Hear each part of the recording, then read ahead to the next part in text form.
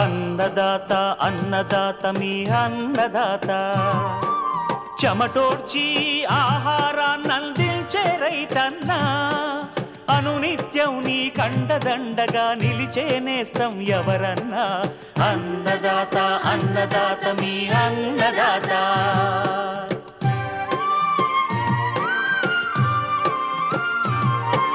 నూతన రీతుల సాగుబడికి నూరింతలు పెరిగే దిగుబడికి సూచనలిచ్చే సస్య రక్షణకు పశు పోషణకి శాస్త్ర విజ్ఞానం అందించి ముందుకు నడిపే తెలుగు రైతు భారతదేశానికి మకుటం అయ్యేలా తీర్చిదిద్దే ఆశయంతో మిమ్ము మేలు కొలిపేది అన్నదాత అన్నదాత అన్నదాత మీ అన్నదాత అన్నదాత అన్నదాత మీ అన్నదాత.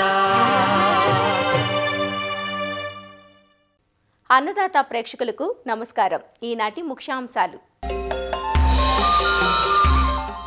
వరి చిరుపొట్ట దశలో చీడపీడలు నివారణ,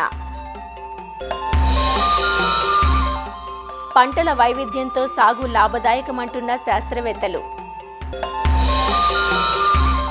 అధిక వర్షాలకు దెబ్బతిన్న పంటల్లో జాగ్రత్తలు,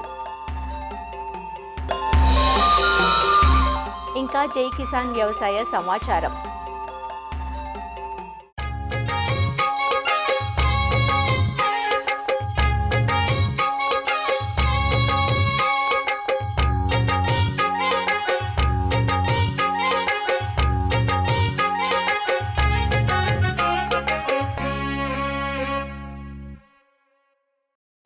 ఖరీఫ్ వరి పైరు ప్రస్తుతం చాలా ప్రాంతాలలో చిరుపొట్ట దశలో ఉంది. వరి పైరులో చిరుపొట్ట దశ చాలా కీలకమైన దశ. అయితే ప్రస్తుతం మారుతున్న వాతావరణ పరిస్థితుల్లో, అంటే పెరుగుతున్న ఉష్ణోగ్రతలు, హఠాత్తుగా కురుస్తున్న వర్షాలు, ఇవన్నీ పంటపై ప్రభావం చూపే ఆస్కారం ఉంటుంది. ముఖ్యంగా చీడపీడల ఉధృతి పెరిగే ప్రమాదం ఉంది.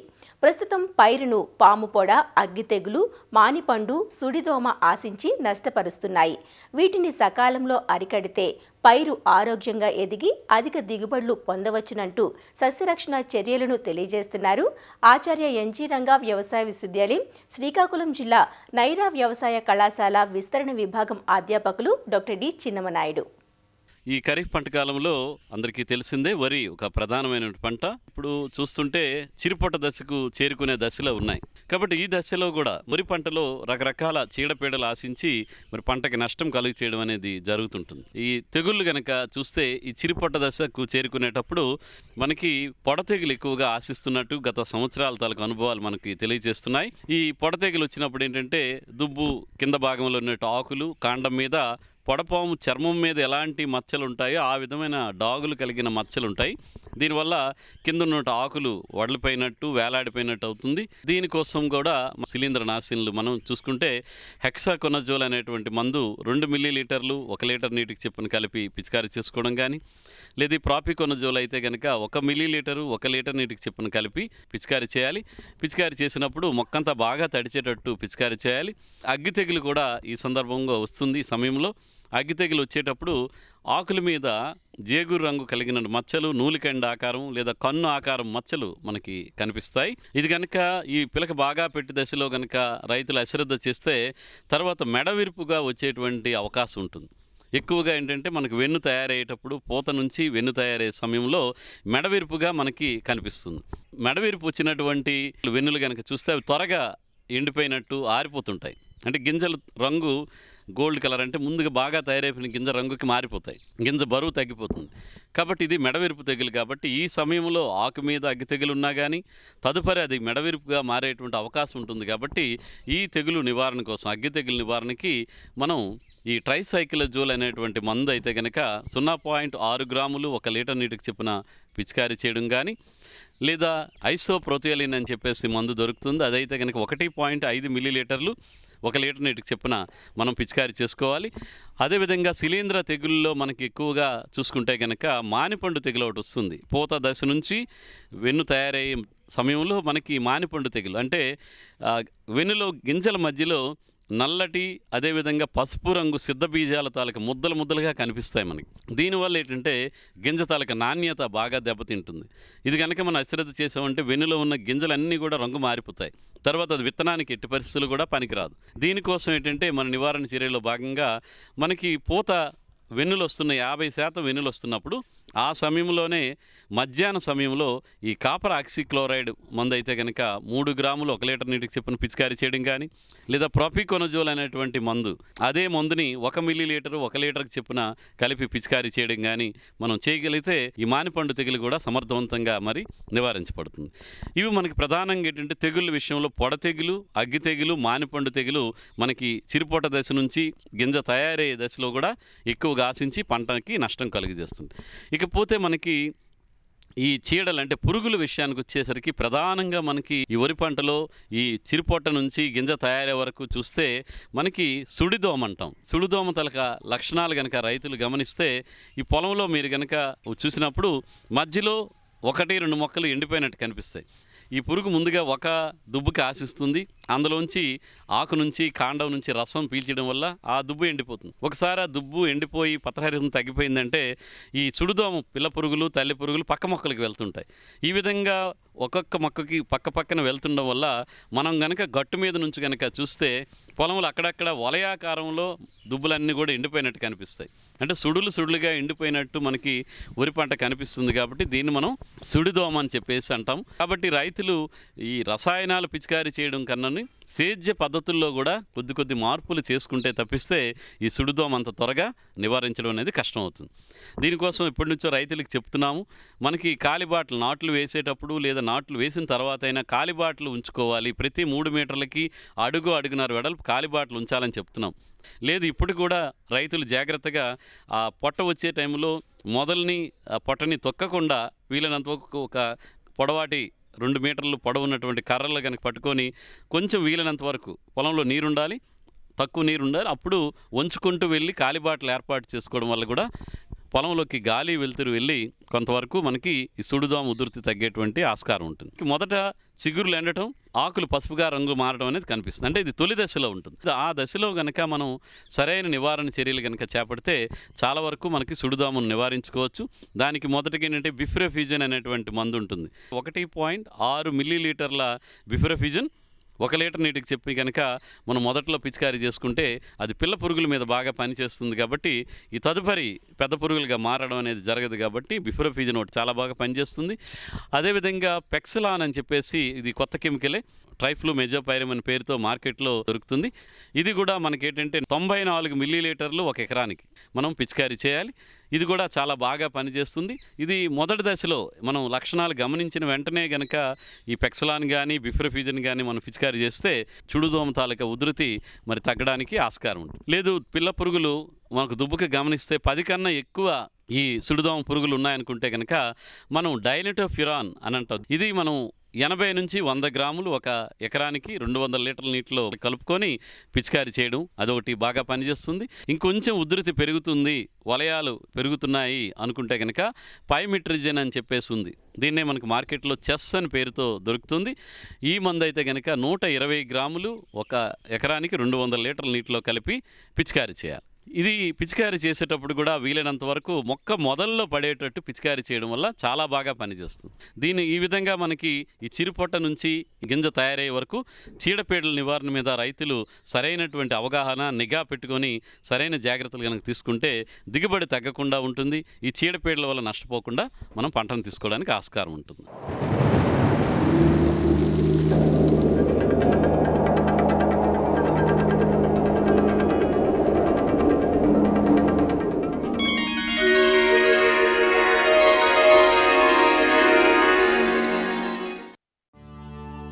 అస్తవ్యస్త వాతావరణ పరిస్థితులు అన్నదాత కంటి మీద కునుకు లేకుండా చేస్తున్నాయి. వర్షాకాలం మొదట్లో అదనులో వర్షాలు లేక ఎదురుతెన్నులు చూసిన రైతులు ఆగస్టు మాసం నుంచి వరుసగా కురుస్తున్న వర్షాలతో బెంబేలెత్తిపోతున్నారు. ఇది చాలదన్నట్లు మూలిగే నక్కపై తాటిపండు చందంగా మొంతా తుఫాను రైతుల పాలిట శాపంగా మారింది. వేల రూపాయల పెట్టుబడులను, ఆరుగాల శ్రమను ఒక్క రోజులో తుడిచిపెట్టింది. చిరుపొట్ట దశ నుంచి గింజ పాలు పోసుకునే దశ వరకు ఉన్న వరి పైరును నేలపాలు చేసింది. అరటి, బొప్పాయి వంటి పండ్ల తోటలు, ఇతర ఉద్యాన పంటలు నేల కొరిగాయి. ఈ పరిస్థితుల్లో పాక్షికంగా దెబ్బతిన్న పంటలను కాపాడుకోవాలంటే కొద్దిపాటి సస్యరక్షణ చర్యలు చేపట్టాలంటూ పార్వతీపురం మన్యం జిల్లా ఉద్యాన కళాశాల అసిస్టెంట్ ప్రొఫెసర్ డాక్టర్ ఝాన్సీ రాణి, కృషి విజ్ఞాన కేంద్రం శాస్త్రవేత్త డాక్టర్ శ్రీనివాసరాజు రైతులకు సూచనలిస్తున్నారు. ఈ వరి పొలాల్లో ఎక్కువగా నీరు అనేది మొదటగా మనం ఎక్కువ శాతం నిల్వ ఉండకుండా చూసుకోవాలి. ఒకవేళ నీరు అనేది ఎక్కువ శాతం నిల్వ ఉన్నట్లయితే మోటార్ సహాయంతో లేక లోపలే కాలువలు తవ్వి నీటిని ఫస్ట్ బయటికి పంపించాలి. ఆ తర్వాత గింజ ఏర్పడే దశలో కానీ ఉన్నట్లయితే కంకిలో మొలకలు అనేది ఉన్నట్లయితే మనము 50 గ్రాముల ఉప్పుని 5 లీటర్ల నీటిలో కలుపుకుని పిచికారీ చేసుకోవాలి. దీన్ని ఇలా చేసుకున్నట్లయితే ఆ మొలక శాతం అనేది రంగు మారిపోయి నార్మల్గా ఉంటుంది. పాలు పోసే దశలో కానీ ఉన్నట్లయితే నీటిని అనేది నిల్వ ఉండకుండా చూసుకోవాలి. ఆ తర్వాత ఈ సమయంలో మనము మొక్కలకు అదనంగా యూరియా మరియు సూక్ష్మ ధాతువుల మిశ్రమాన్ని 5 గ్రాములు లీటర్ నీటికి కలిపి పిచికారీ చేసుకోవాలి. ఎక్కువగా అధిక వర్షాల తర్వాత మనకి తెగుళ్ళు చూసుకున్నట్లయితే బ్యాక్టీరియా ఎండాకు తెగులు, మాగుడు తెగులు, మానిపండు తెగుళ్ళు ఇవి ఎక్కువగా వస్తాయి. బ్యాక్టీరియా ఎండాకు తెగులు తగ్గించడం కోసము plantamycin 1 millilitre plus copper oxychloride 2-3 రోజుల వ్యవధిలో ఒకసారి పిచికారీ చేసుకోవాలి. తర్వాత మానిపండు తెగుళ్ళు వీటి నివారణ కోసము ప్రొపికోనజాల్ 200 మిల్లీలీటర్లు నీటికి కలిపి పిచికారీ చేసుకోవాలి. మాగుడు తెగుళ్ళు తగ్గించడం కోసము హెక్సాకొనజోల్ 400 మిల్లీలీటర్ల నీటికి కలిపి పిచికారీ అనేది చేసుకోవాలి వారం రోజుల వ్యవధిలో. ఈ జాగ్రత్తలు పాటించినట్లయితే మనము అధిక వర్షాల నుంచి ముప్పుని తగ్గించుకోవచ్చు. ఈ ఉద్యాన పంటలో ముఖ్యంగా ఈ కూరగాయ పంటలో కానీ అదే పొలాల్లో కూడా ఈ తీవ్రత మనకి ఎక్కువగా గమనించవచ్చు. ఈ నీరంతా కూడా తోటల చుట్టూ చేరి వేరు వ్యవస్థను చాలా ఇబ్బంది పడుతుంది. అరటిలో చూసుకున్నట్లయితే 4 నుంచి 5 రోజులు ముంపు గురయ్యి 3 నుంచి 4 అడుగుల లోతులో మనకు నీరు ఉండిపోయినట్లయితే 3 నెలలు ఉన్న వయసులో ఉన్న అరటి చెట్లు అన్నీ కూడా ఆ వేరు వ్యవస్థ మొత్తం కుళ్ళిపోయి ఇంకా అది ఎందుకు పనికి రాకుండా నీరు తీసేసినా కూడా మనకు తర్వాత తీసినా ఉపయోగం లేకుండా ఉంటుంది. కాబట్టి ఎంత తొందరగా వీలైతే అంత తొందరగా దాన్ని మరి బయటకు పంపించేది అతి ప్రధానమైన మనం చేయాల్సిన పని. తర్వాత ఏంటి, ఎంత తొందరగా మనకి ఈ సైక్లోన్ అనేది రిసైడ్ అవుతుందో, ఎప్పుడైతే పోతుందో ఇమ్మీడియట్గా మనము గుబ్బులుగా చేసుకొని ఆ మొక్కకు మళ్ళీ వేరు వ్యవస్థకి మళ్ళీ గాలి అందే విధంగా చొరబాటు విధంగా చేసి మనం చేయాల్సింది అతి ప్రధానమైనది. సిఫార్సు చేసిన ఎరువుల్లో ఏంటంటే ఒక 10 నుంచి 20% ఎక్కువ ఎరువులను ఇలాంటి సందర్భంలో వేసుకోవడం అనేది అతి ప్రధానమైనది. అది భూమిలో వేసుకోవాలి. ఈ గుప్పు తవ్విన తర్వాత ఎరువులు వేసిన తర్వాత ఇమ్మీడియట్గా మనం చేయాల్సింది ఏంటంటే ఒక 5 గ్రాములు యూరియా, అదేవిధంగా ఒక 13,045 అనుకుంటాము, దీన్ని ఒక 10 గ్రాములు 1 లీటర్ నీటికి రెండింటిని కలిపి ఇమ్మీడియట్గా మనం పిచికారీ చేసుకోవాలి. ఇది చేసిన 3 రోజుల తర్వాత ఇమ్మీడియట్గా ఈ సూక్ష్మ పోషకాల లోపల కూడా మనం నివారించడానికి ఏం చేస్తామంటే ఈ ఫార్ములా 4 లేదా ఫార్ములా 6 అనే మందును మనం 2 నుంచి 3 గ్రాములు 1 లీటర్ నీటికి పిచికారీ చేసినట్లయితే చాలా వరకు అంటే మొక్క భూమి నుంచి తీసుకునే లోపు ఆకు ద్వారా మనం ఈ సూక్ష్మ స్థూల పోషకాలు మనం పంపించినట్లయితే చాలా వరకు మనకు ఉపయోగపడుతుంది. ఎక్కడైతే ఆకుమచ్చ తెలుగు శిలీంధ్రం వల్ల వస్తుందో, అదేవిధంగా బ్యాక్టీరియల్ వస్తుందో అలాంటి కంబైన్డ్ పంటలకు అన్నిటికి కూడా మనం కాపర్ ఆక్సీక్లోరైడ్ 3 గ్రాములు 1 లీటర్ నీటికి, దాంతోపాటు స్టెప్టోసైక్లిన్ మందు 0.1 గ్రాము 1 లీటర్ నీటికి కలిపి మనం పిచికారీ చేసుకోవాలి. ఎక్కడైతే ఓన్లీ శిలీంధ్రం వల్ల మనకి ఎక్కువ ప్రభావం ఉందో అలాంటి ప్లేస్లో అలాంటి ఆకుమచ్చ తెగులకి ఏం చేస్తామంటే రెడోమిల్ ఎంజెడ్ మందు 2 గ్రాములు 1 లీటర్ నీటికి కలిపి మనం పిచికారీ చేసుకోవాలి. దాంతోపాటు వేరుకుళ్ళు తెగుళ్ళు నివారించుకోవడానికి మనం ఏం చేస్తామంటే ఈ కాపర్ ఆక్సైడ్ మందు 3 గ్రాములు 1 నీటికి, అదేవిధంగా స్టెప్టోసైక్లిన్ సల్ఫేట్ మందు 0.1 గ్రాము 1 లీటర్ నీటికి రెండింటిని కలిపి మనం మొదల్లో మనం డ్రింక్ చేసినట్టయితే చాలా వరకు భూమిలో మనకి వేరుకుళ్ళని ఏర్పాటు చేసే తెగుళ్ళన్నీ కూడా మనం సమర్థవంతంగా నివారించవచ్చు.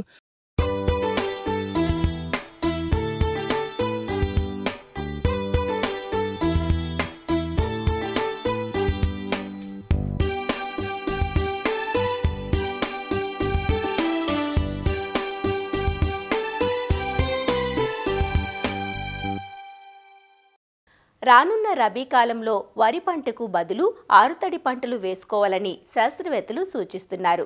ఇందుకోసం మార్టేరు వ్యవసాయ పరిశోధనా స్థానం ఆధ్వర్యంలో ప్రాంతీయ వ్యవసాయ పరిశోధనా స్థానం నంద్యాలలో అఖిల భారత సమీకృత పథకం పంటల వైవిధ్యంపై పైలట్ ప్రాజెక్టును ప్రారంభించారు.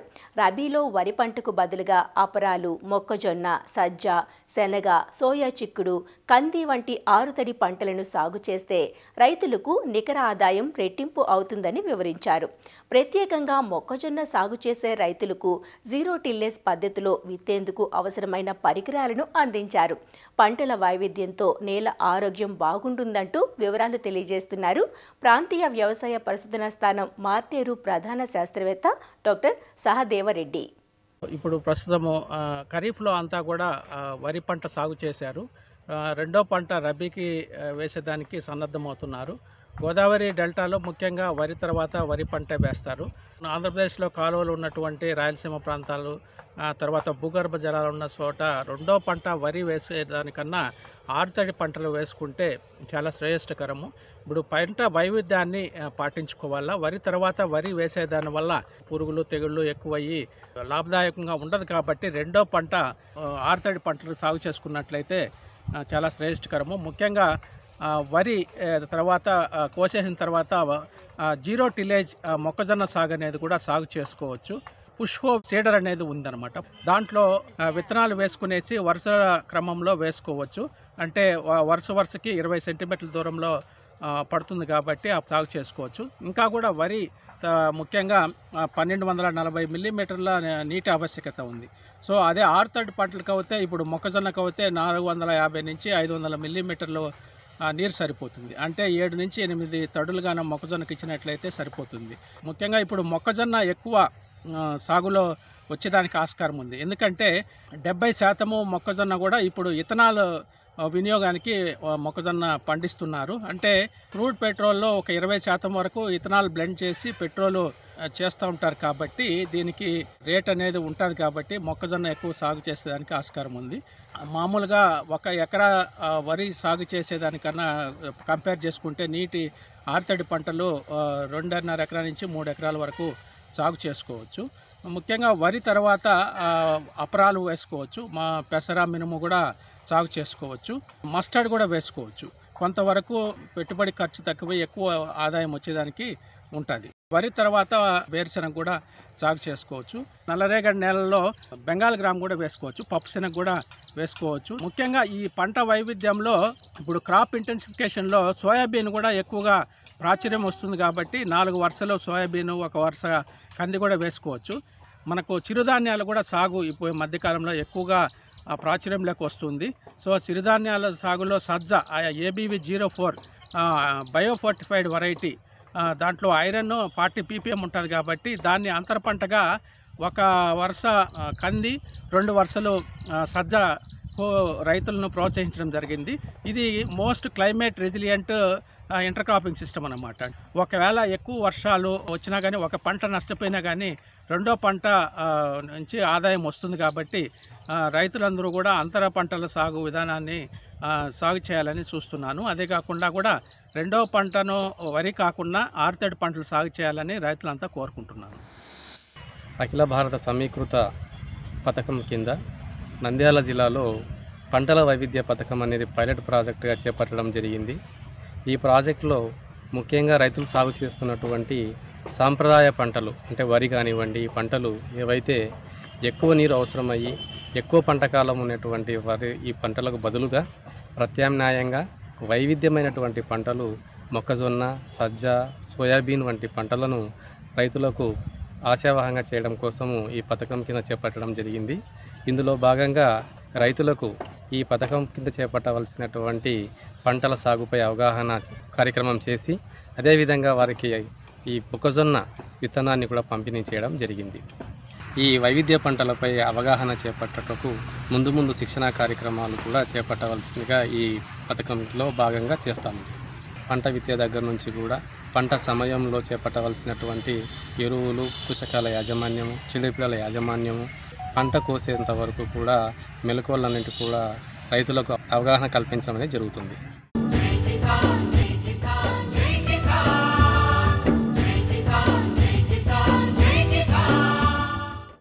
వ్యవసాయ సమాచారం ఇప్పుడు జై కిసాన్లో చూద్దాం. మొంతా తుపాను ప్రభావంతో ఉత్తరాంధ్ర చిగురుటాకులా వణికిపోయింది. చేతికొచ్చిన పంట నోటికందకుండా పోయింది. ఆరుగాలం కష్టం తుడిచిపెట్టుకుపోయింది. ఎడతెరిపి లేకుండా కురిసిన వర్షాలకు కనీస దిగుబడులు కూడా తీసుకునే పరిస్థితి లేదంటూ రైతులు తీవ్ర ఆవేదన చెందుతున్నారు. ఉమ్మడి విజయనగరం జిల్లా వ్యాప్తంగా 3 రోజుల పాటు విస్తారంగా వర్షాలు కురిసి వాగులు వంకలు ఉప్పొంగాయి. ఫలితంగా పోటెత్తిన వరద నీరు పొలాలను ముంచెత్తింది. అధికారుల ప్రాథమిక అంచనా మేరకు విజయనగరం జిల్లాల్లోని 21 మండలాల్లో సుమారు 2761 హెక్టార్ల మేర పంటకు నష్టం వాటిల్లింది. ఇటు మన్యం జిల్లాల్లో 10 మండలాల్లో 1591 ఎకరాల్లో వరి, 3 మండలాల్లో 161 ఎకరాలలో పత్తి పంట దెబ్బతింది. మొంతా తుపాను ప్రభావంతో 2 జిల్లాల్లోనూ వరి పంటకు అపార నష్టం సంభవించింది. రేపో మాపో పంట చేతికొచ్చే సమయంలో వర్షాలు ముంచెత్తాయంటూ రైతులు తీవ్ర ఆవేదన చెందుతున్నారు. అరాక్రమం సాబోడిపోయిందండి సాంబాబు మైసూరు. ఇంత నీరు ఉంది, మరి అది పనికే రాదు. మరి పంట పరిస్థితి ఏడంతే మరి ఏడ్చేద్దండి. మరి పోయినట్టే, మరి మేమే నష్టపోతాం. గడ్డి పనికి రాదండి, అది అసలు ఎందుకు పనిరాదు, ధూళైపోద్ది గడ్డి. ఈ ముంతా తుఫాన్ కారణంగా సుమారు 70 ఎకరాల వరకు ముంపుకు గురవడం జరిగింది. గత 3 రోజుల నుంచి కురుస్తున్న వానలకు బీటీ రోడ్లు అవనియండి, పొలాలు అవనియండి, మొత్తం నీటి ప్రవాహంతో నిండిపోయి ఉంది. చివరి స్టేజేనండి, మహా అయితే ఒక 15 డేస్లో పంట చేతికి రావాలి. ఆ టైంలో ఇలా జరగడం దురదృష్టం. అది సుమారు 70 ఎకరాల వరకు మునిగిపోయిందండి. యాక్చువల్గా ఈ తుఫాన్ రాకపోతే 15 రోజులు పంట పండి శుభ్రంగా ఇంటికి వచ్చేదండి. ఇది మునిగిపోయింది. ఈ వర్షం తగ్గిన తర్వాత ఎన్ని బరువు అయిపోయిన తర్వాత చేని పడిపోద్దేమో తెలియదండి. చేను వాలిపోయింది అనుకోండి, వాలిపోతే భూమిని వాటర్ పట్టద్ది. వాటర్ పట్టేస్తే ఇంకా అసలు తేవడం కూడా కష్టం అండి దాన్ని. మొంతా తుపాను ఇటు కూరగాయల రైతులను తీవ్రంగా దెబ్బతీసింది. మిరప, వంగ, బెండ, చిక్కుడు, కాకర ఇలా ఏ పంట చూసినా నీట మునిగిన పరిస్థితి. పంటలన్నీ పూత కాత దశలో ఉండగా తుపాను ప్రభావంతో వర్షాలు ముంచెత్తాయి. దీంతో పూత పిందె నేలరాలిపోవటమే కాకుండా వేర్లు కుళ్లిపోతున్న పరిస్థితి. పొలాల నుంచి వరద నీరు తగ్గినా మొక్కలు బతికే అవకాశం లేదంటూ రైతులు కన్నీరు మున్నీరవుతున్నారు. ఇంచుమించు ఎకరానికి ఒక 50,000 వరకు పెట్టుబడి, పశువులు వేరు, దుక్కులు, గెత్తము, పిండ్లు అన్నీ వేసి పంట మరొక 30-40 రోజుల్లోనే పంటకు చేతికి వస్తుందండి. పంట ముంతా తుఫాన్ ప్రభావం వల్ల ఏరు మొత్తం కుళ్ళిపోయింది. ఇంకా అలాగా ఎండ ఇలా కాయగానే మొత్తం మూలైపోద్ది. మిరపేసి ఇంచుమించు 45 రోజులు అవుతుందండి. మరొక 30 రోజుల్లో పంట తీసుకొస్తేప్పుడు ముంతా తుఫాను వల్ల ఏకంగా పాడైపోయిందండి. వేరు కుళ్ళిపోయి నీరంతా చేరిపోయి చేతికొచ్చిన పంట పోయిందండి. వర్షానికి కుళ్ళిపోయి అలా చచ్చిపోయిందండి. ఇలాగ అన్ని ఎరువులు పెట్టాం, ఏది మాకు ఇప్పుడు ఫలితం రాలేదు. ఒక 60,000 చిల్లర పెట్టాం పెట్టుబడి. మిరప ఒక 1/2 ఎకరం వేసాం సార్, వంగ ఒక 1/2 ఎకరం వేసాం సార్, బెండ ఒక 30 సెంట్లు వేసాం సార్, కాలీఫ్లవర్ ఒక 30 సెంట్లు వేసాం సార్, టమాటా 30 సెంట్లు వేసాం సార్, బోల్డ్ మొదలుపెట్టి అన్నీ చేసాం సార్. అన్నీ కూడా శుభ్రం పాడైపోయాయి సార్. పంట నష్టం అంచనాలను త్వరితగతిన పూర్తి చేసి పరిహారం అందే విధంగా చర్యలు చేపట్టాలంటూ బాధిత రైతులు విజ్ఞప్తి చేస్తున్నారు. మోంతా తుపాను కారణంగా దెబ్బతిన్న పంట పొలాల వివరాలను నమోదు చేయటానికి ఆంధ్రప్రదేశ్ రాష్ట్ర ప్రభుత్వం ఆదేశాలు జారీ చేసింది. పొలాల్లో వరద నీరు తగ్గుముఖం పట్టినందున తక్షణమే క్షేత్రస్థాయి సిబ్బంది పొలాలను పరిశీలించాలని ప్రభుత్వం సూచించింది. ఈ మేరకు 33% పైగా దెబ్బతిన్న పంటల వివరాలు నమోదు చేయటం ప్రారంభమైంది. ఈ వివరాలను సాధ్యమైనంత తొందరగా పూర్తి చేయాలని అధికారులకు ఉత్తర్వులు అందాయి. గుంటూరు జిల్లాలో ఇప్పటికే పంట నష్టం అంచనాలను వేగవంతం చేసినట్లు వ్యవసాయ అధికారులు తెలియజేశారు. 1-2 రోజుల్లో నమోదు ప్రక్రియ పూర్తి చేస్తామన్నారు. ప్రక్రియను త్వరితంగా చేపట్టేందుకు ఉన్నతాధికారులు క్షేత్రస్థాయిలో పరిశీలన చేస్తున్నారు. ప్రభుత్వం ఎన్యూమరేషన్ ఈ పంటలు ఏదైతే డ్యామేజ్ ఉందో డ్యామేజ్ ని ఇమీడియట్ గా కంప్లీట్ చేయమని చెప్పేసి చెప్తా ఉంది. నిన్న మొన్నటి నుంచి కూడా ఆర్ఎస్కే సిబ్బంది ఎవరైతే ఉన్నారో వారందరూ కూడా పొలాల్లో తిరిగి డ్యామేజ్ అంతా అసెస్ చేసుకున్నారు. అదంతా కూడా మరి ఈ రోజు ఎయిమ్స్ యాప్ అని చెప్పేసి ఆ యాప్ లో నిష్పక్షపాతంగా ఎంటర్ చేస్తూ ఉన్నారు. నిన్న మొన్న కొంచెం వర్షాలు తగ్గటం వల్ల డ్రైనేజ్ వ్యవస్థ కూడా కొంచెం బాగానే ఉండడం వల్ల కొంత లాగడం అయితే జరిగింది. కొన్ని పంటలు ఏదైతే ఉన్నాయో 33% కంటే ఎక్కువ మినుపు పంట డ్యామేజ్ అయింది. ఎందుకంటే అంతా కూడా ఫ్లవరింగ్ స్టేజ్లో ఉంది. ఈ ఫ్లవరింగ్ స్టేజ్లో ఉన్నప్పుడు వర్షం పడినప్పుడు పుప్పొడంతా రాలిపోద్ది కాబట్టి క్రాప్ డ్యామేజ్ కింద వచ్చి ఎట్టి పరిస్థితుల్లో ఒక గింజ కూడా వచ్చే పరిస్థితి ఉండదు. మినుములు ఏదైతే ఉందో అది ఆల్రెడీ ఎన్యూమరేషన్ చేస్తూ ఉన్నారు. అలాగే కొన్ని చోట్ల ప్రతి కూడా కొంత సబ్మర్జెన్స్ జరిగింది. ఎందుకంటే కొన్ని కాలువల పక్కనే కొంచెం వాటర్ చేరటం వల్ల సబ్మర్జెన్స్ జరిగి తర్వాత ఎనండేషను 2 రోజులు ఉండటం వల్ల అవి కూడా చనిపోయే పరిస్థితి ఉన్నాయి. కాబట్టి దానికి కూడా క్రాప్ ఎన్యూమరేషన్ ఆల్రెడీ చేస్తున్నారు. ఈ జిల్లాలో సుమారుగా ఈ జిల్లాలో మొత్తం ఒక 9 మండలాల మీద ఎఫెక్ట్ పడింది. ప్యాడీ కూడా ఉంది. అయితే కొంత ఈరోజు నిన్న వర్షం పడలేదు కాబట్టి కొంత రికవరీ అయ్యే అవకాశాలు ఉన్నాయి. దానికి కూడా రైతులందరినీ కూడా మేము చెప్పేది ఏంటంటే వరి పొలంలో ఎక్కడన్నా కొంచెం వంగినాటిని 4-5 కంకులు కలిపి కట్టుకున్నట్లయితే అవి మళ్ళీ కొంత ఈల్డ్ వచ్చే అవకాశం ఉంటుంది. మరిన్ని విభిన్న అంశాలతో రేపటి అన్నదాతలో మళ్ళీ కలుసుకుందాం. నమస్కారం. అన్నదాతలు తమ సందేహాలు సమస్యలను 1800-425-4085 టోల్ ఫ్రీ నంబర్లో ఉదయం 10 నుంచి 11 గంటల మధ్య పని దినాలలో సంప్రదించగలరు. ఈ కార్యక్రమాన్ని యూట్యూబ్లో www.youtube.com/annadaata ETV లింక్ ద్వారా వీక్షించవచ్చు.